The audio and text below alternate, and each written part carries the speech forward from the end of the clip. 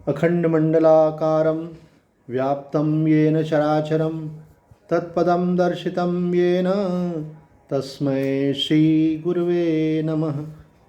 संक्षिप्त योग वशिष्ठ निर्वाण प्रकरण उत्तरार्ध सर्ग 11 और 12। आज का विषय है चिन्मय परब्रह्म के सिवा अन्य वस्तु की सत्ता का निराकरण, जगत की निसारता तथा सत्संग, सत्शास्त्र विचार और आत्म प्रयत्न के द्वारा अविद्या के नाश का प्रतिपादन। भुषुंड जी कहते हैं, विद्याधर, जैसे आकाश में घटाकाश उत्पन्न हुआ है, अपने मन से इस तरह की कल्पना भ्रम ही है, उसी प्रकार परब्रह्म परमात्मा में प्रपंचात्मक असद रूप अहम भाव की भावना केवल भ्रम ही है। संपूर्ण कल्पनाओं का अधिष्ठान वह ब्रह्म परम सूक्ष्म है। उसकी कल्पना यह आकाश आदि जगत, देश काल आदि जगत तथा इसके सहस्त्रों अवान्तर कार्य रूपी विस्तारों में भी एकमात्र घन सूक्ष्म चिन्मय ब्रह्म के विस्तार के सिवा दूसरा कोई वास्तविक रूप हो, यह संभव ही नहीं है। चिन्मय परमात्मा का विस्तार होने से ही काल, आकाश, नौका, जल, स्थल, निद्रा, जागृत, स्वप्न में भी जगत उत्पन्न हुआ सा प्रतीत होता है। विद्याधर, ये जगत किसी पट पर अंकित हुए विशाल राज्य के चित्र के समान सुंदर जान पड़ता है। इसके सहस्त्रों खुर, मस्तक, नेत्र, हाथ और मुख की चेष्टाएं तथा तर्क वितर्क दृष्टिगोचर होते हैं। इसमें परिमित जगह में ही नाना प्रकार के पर्वत, शरीर, दिशा, देश और नदी आदि दृश्य वस्तुओं का चित्रण हुआ है। यह भीतर से शून्य और निसार है, अनेक प्रकार के रंगों से रंगा हुआ। वैराग्य भाव के प्रकट होते ही इसका विनाश हो जाता है।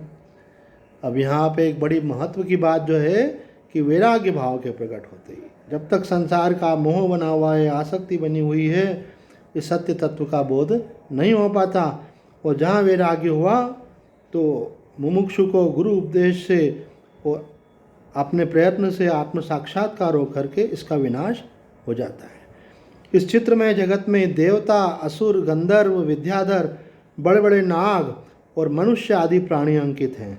जैसे नूतन चित्र अंगुलियों द्वारा किया गया मर्दन नहीं सह सकता, उसी तरह यह जगत विचार को नहीं सहन कर पाता। विचार अर्थात आत्मविचार। जैसे हाथ से रगड़ने पर चित्र मिट जाता है, उसी तरह विवेक पूर्वक विचार करने पर यह जगत भी नहीं टिक पाता। मानसिक संकल्प विकल्पों से ही यह प्रकाश में आता है।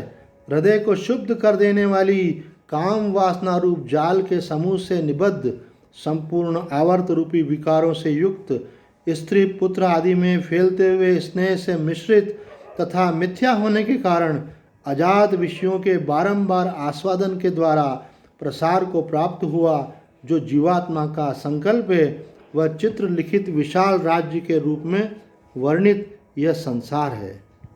विद्याधर, मन, अहंकार, बुद्धि आदि जो कुछ भी विकल्पात्मक ज्ञान है, उस सब को तुम एकमात्र अविद्या ही समझो, जो पुरुष प्रयत्न से शीघ्र नष्ट हो जाती है।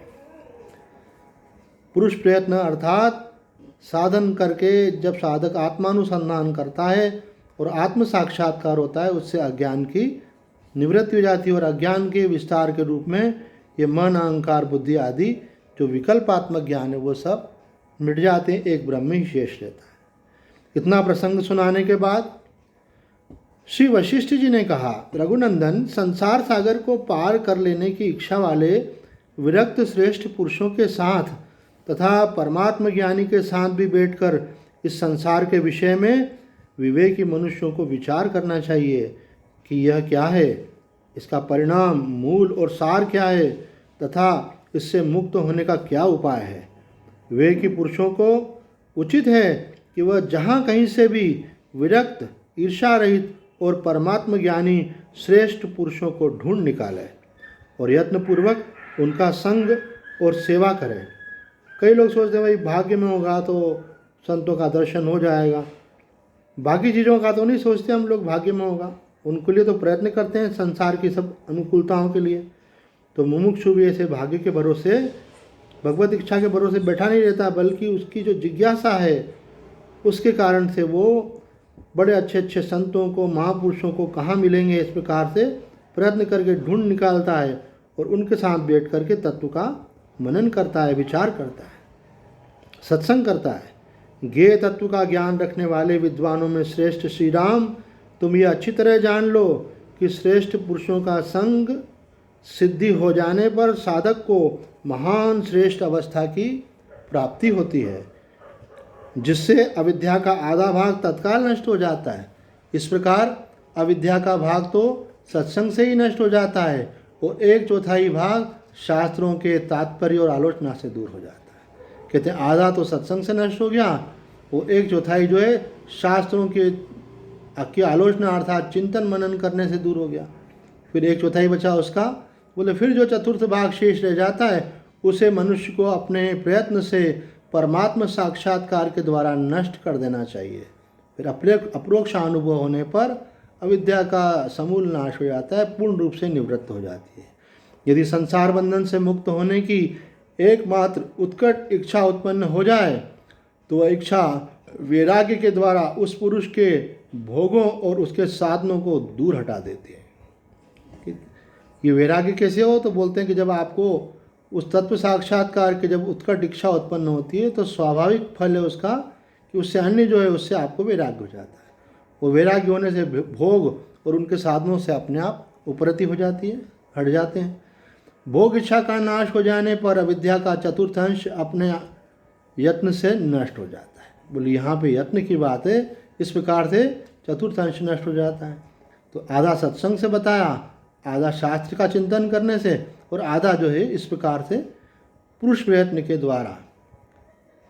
तो कहते हैं सत्संग, शास्त्रों के अर्थ का विवेचन और अपना प्रयत्न, इन सब साधनों के एक साथ प्राप्त होने पर एक समय में ही एक एक साधन अथवा एक समय में एक एक साधन के प्राप्त होने पर क्रमशः अविद्या रूपी मल का नाश हो जाता है। ये सब साधन एक साथ मिल जाएं अथवा क्रम से मिलें तो धीरे धीरे करके फिर अविद्या रूपी मल का नाश हो जाता है। अविद्या का नाश हो जाना ही जिसका एकमात्र स्वरूप है, ऐसा जो अविद्या की निवृत्ति के पश्चात तत्व शेष रहता है, उस नाम और अर्थ से रहित परम वस्तु को वास्तव में नित्य सत्य होने के कारण सत कहते हैं। और व्यवहारिक दृष्टि से, लौकिक दृष्टि से इंद्रियों के द्वारा तो वो ग्राह्य नहीं होता, और प्रतीत न होने के कारण उसे असत भी कहा जाता है। ये परमार्थ वस्तु आनंद घन, जरा आदि विकारों से रहित अनंत और एकमात्र अद्वितीय ब्रह्म ही है। संकल्प मात्र से स्फुरित होने वाला नाम रूपात्मक जगत तो वास्तव में है ही नहीं। प्रमाता, प्रमाण और प्रमेय की जो त्रिपुटी है उसके मोह से तुम सर्वथा रहित हो जाओ। अतः निर्वाण ब्रह्म रूप से सर्वत्र व्याप्त सदा शोक शून्य अवस्था में स्थित हो। कहते हैं इन सबसे परे होकर, इस त्रिपुटी से परे होकर, ज्ञाता ज्ञान ज्ञेय की त्रिपुटी से परे होकर जो इसका शुद्ध चैतन्य अधिष्ठान है उसमें स्थित होकर तुम शोक शून्य होकर जीवन मुक्त हो जाओ। आज इतना ही। ओम पूर्णमद पूर्णमिदं पूर्णात् पूर्णमुदच्यते पूर्णस्य पूर्णमादाय पूर्णमेवावशिष्यते। ओम शांति शांति शांति।